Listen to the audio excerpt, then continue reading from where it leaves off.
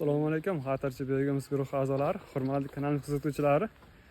Mana bugun sanamiz 11-fevral, hafta kuniga chorshanba. Bugun 2026-yilda sotilgan begimizlar hisobiga yana 500 kg begimizlar qo'shildi. O'zimizning Xatirchi tumanimizga mana 500 kg begimiz sotdik. Akalarimiz pomidor ko'chat yetishtirish uchun bizdan 500 kg begimiz xarid qilyapti. Havomiz yomg'ir bo'lishiga qaramasdan o'zlarimizga 500 kg begimizlarimizni yuklab jo'nataveramiz do'stlar. Videomizga like bosib, begimiz hamda Kaliforniya qizil yong'oqchilar biznes bilan shug'ullanmoqchi bo'lgan do'stlarimiz aqlamizni jo'natib qo'yamiz do'stlar.